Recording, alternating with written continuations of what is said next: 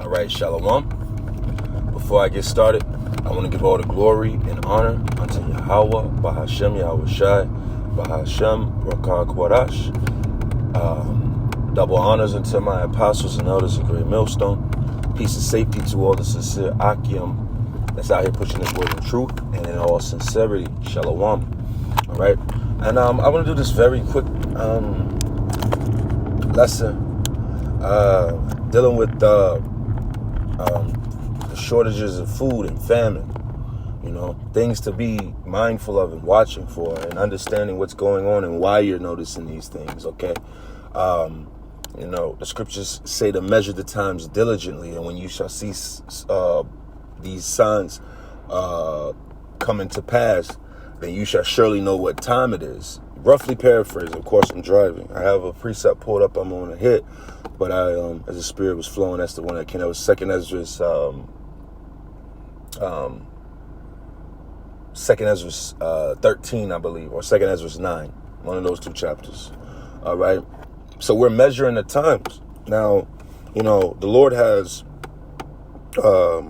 almost like water buoys scattered all over the seas, and the seas represent the people. All right, that's in Revelation. The sea is people. It represents the people. All right, and we're literally like little water buoys, measuring the temperatures, the salt levels, whatever. You know, we're set up all throughout this, measuring it through what we see in the news, what we hear, what we read. You understand? And we measure them, and we gauge it according to biblical prophecy. That's the whole point. All right. Jeremiah 28:8 tells you that the prophets of old prophesied of war, pestilence. All right. Hell, famine. You could say that. I'm of course I'm driving and I don't want to. I can't pull that precept per se, but Jeremiah 28:8 tells us that the prophets of old basically prophesied of bad times. So, you know, we're always in the spirit looking for those dreadful and gloomy and dark days to come, ushered in through Yahweh Shai by the Spirit of Yahweh. All right, and one of those things that we look at is famine, a lack of food, a lack of bread. Okay, I'm gonna read the precept I got real quick. One of them at least. Because I did not a Google search, but I did a word search in the Bible app, and I just wanted to see what would come up. So this is a good one right here. This is Sirach 39:29, and it says fire. All right, and are we not witnessing a fire all over this place? All right, look at the La Palma, look at the Canary Islands. They're on fire, man. All right, that volcano is erupting and gaining strength. All right, you have the earthquakes, the wildfires. You have wildfires in Australia a few years ago that was massive. You have wildfires on the west coast of America. Wildfires out there in Turkey and different other Eastern European countries. There's wildfires all over the place. All right, and it says inhale. All right, that happens from time to time. You know. Major balls of hail. All right, and famine and death, all these were created for vengeance. All right, and that's the point, man. All right, the Lord has everybody numbered to something. Okay, some are numbered for salvation. You know, some are numbered for the sword, and then within some are for the wild beasts. To the famine, to the pestilent. Okay, this is what we're in right now, and one of those things is a famine, man, a lack of food, bread. All right, now a brother Esau is trying to do. There's two things I want to kind of speak on real briefly and quick here. You have farmers have been being paid across this country to destroy their crop. all right, to destroy their crop, to part their equipment. They're getting paid to not work, okay? And these farmers have been speaking out about it for months now, all right? But instead, the outrage is over Nicki Minaj and what she does or doesn't do with her own body as a human, okay?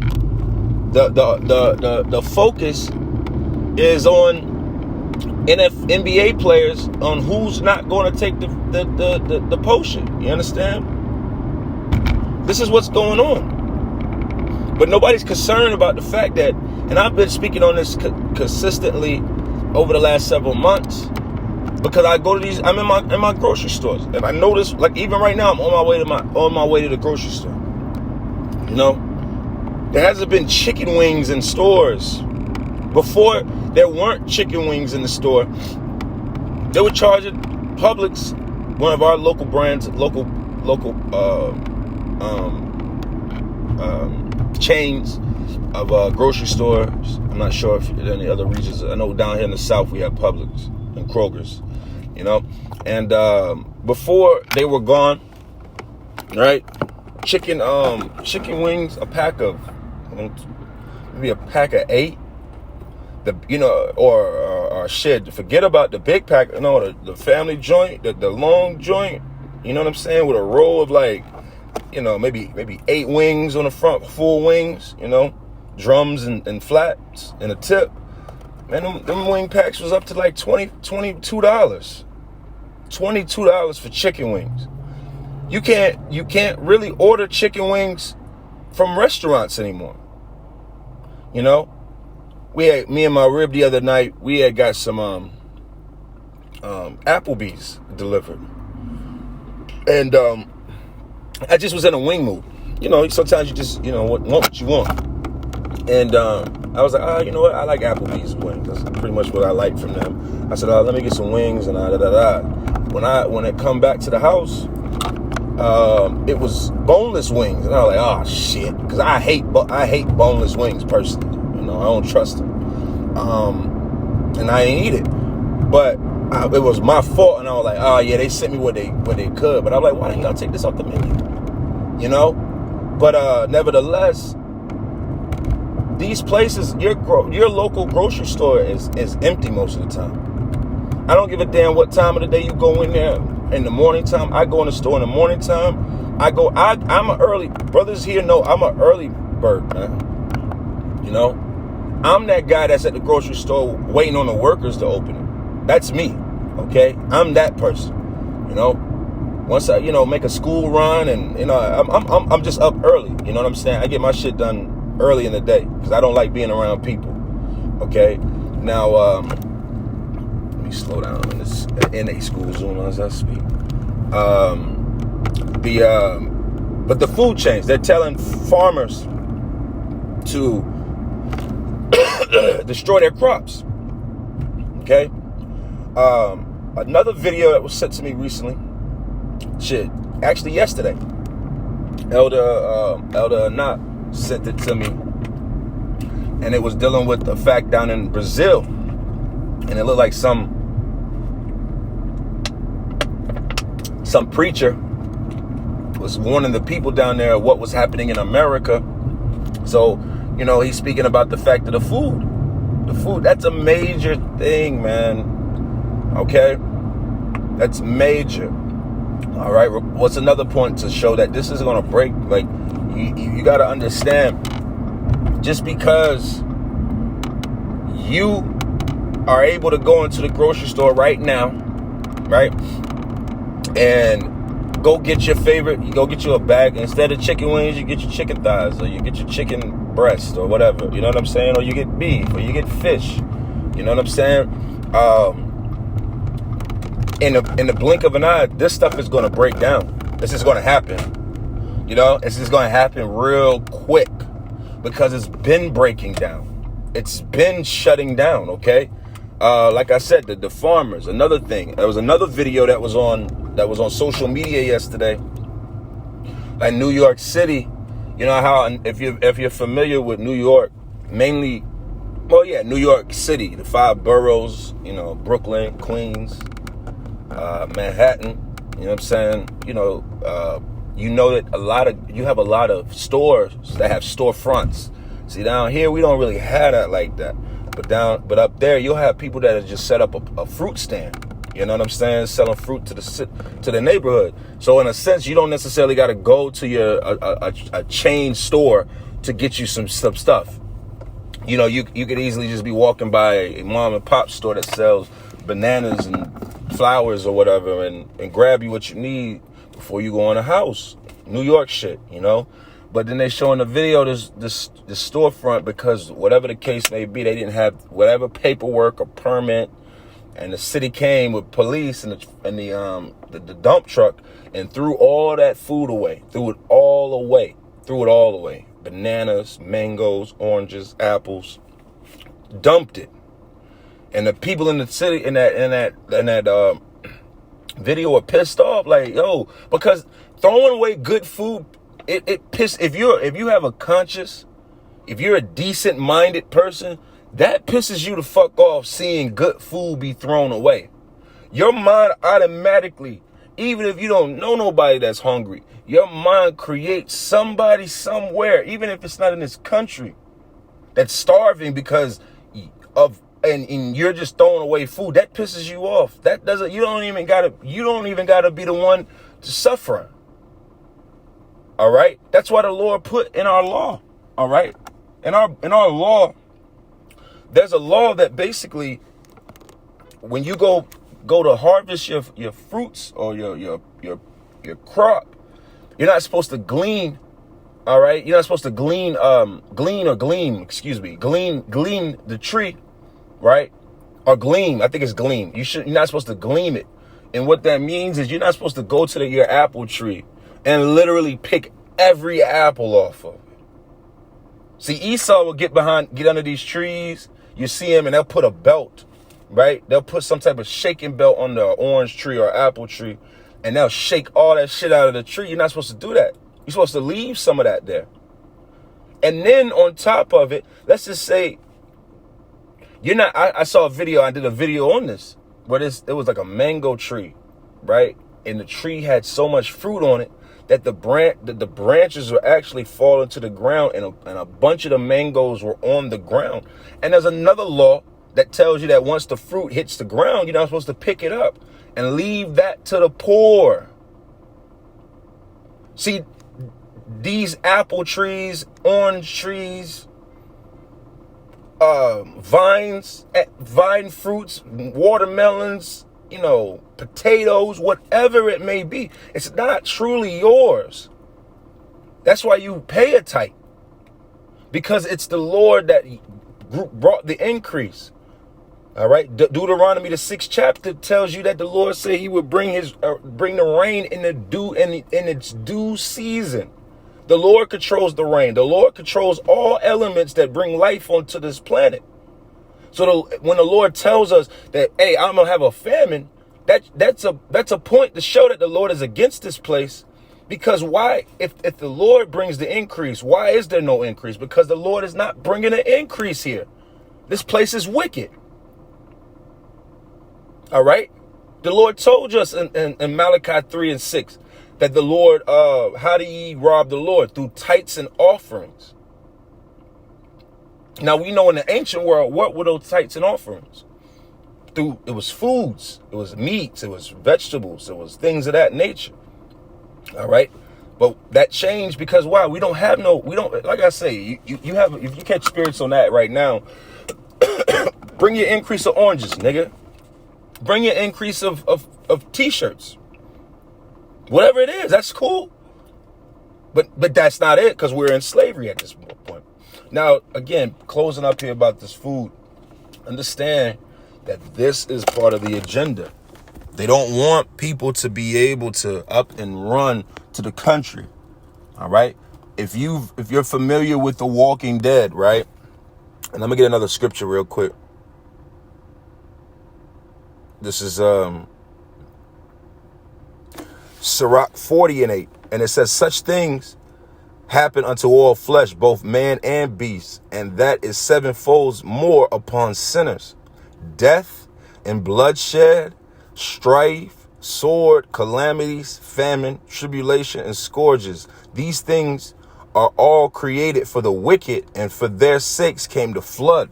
And that new flood is going to be that lake of fire, which is going to be created by those thermonuclear missiles. And that's what's coming for the wicked upon the earth. Famine, death, scourges, calamities. Okay? But like I said, we can focus on all of those points. But the one point that the Spirit I wanted to focus in on was that famine. A famine is going to come, and it's going to catch these people off guard. All right? And they're not even seeing it happening. I go through my grocery stores, like I'm about to go on one right now, and I notice, man, that shelf is a little empty over there. All right, it's a little empty over there. Where the water's at? Where that? Damn, we ain't had chicken wings in a minute. Damn, this shit is expensive. Damn, you know? All right. And they're destroying food. But the point I wanted to make, and I'm gonna close up here, is why I believe that they're destroying all these crops as well, is not only to disrupt the food, the supply chain, but and the supply chain is jacked up. The Esau fucked that up anyway through globalization. See, the food chain, the food supply chain, and the supply chain in general has been messed up because of Esau's greed. Habakkuk, the 2nd chapter, tells you that his appetite is as death, as hell, and he can't be satisfied. So, the ground can never. You could bury everybody on the earth, and the ground would never be like, oh, I can't take no more. You understand? That's Esau's appetite and his lasciviousness and his lust and all those elements. Our food, right? Most of our food in America comes from other countries. When you go to the farm, like we have it here in the city, in any farmer's market for that matter, but our farmer's market, they literally put the list above everything that you buy and where it came from. The avocados came from Costa Rica. The tomatoes came from here. You know, those mangoes came from Africa, or not Africa, but you get what I'm trying to say. South America, Mexico, you know, and rarely does it come from America, you know. Now you have certain regions. Now your other grocery stores, your Kroger's, these stores, a lot of these stores, 90% of all of it comes from California. That's why the Lord be whacking the hell out of California. But finish the point so I can get out of here and I can close this up. I don't want to make this too long. Walking Dead, that series, The Walking Dead. That series started in the city, if you're familiar with it, right? It started with in Atlanta. Now, if you are like me, at first I really enjoyed that series, and I played the video game. They have a video game, The Walking Dead. All right, and it's a decent game. It's fun. You know, it's not it's exciting, but it's fun. It's a good phone game. In the game, they add more details to the part of them getting out of the city. So they got out of the city. You know, in the show, they got out of the city. They went to Herschel. In the game, they show you going to Herschel, and they give you more of an idea of how he's a farmer, and the fact that farmers having fences, and farmers having gates, and farmers having food.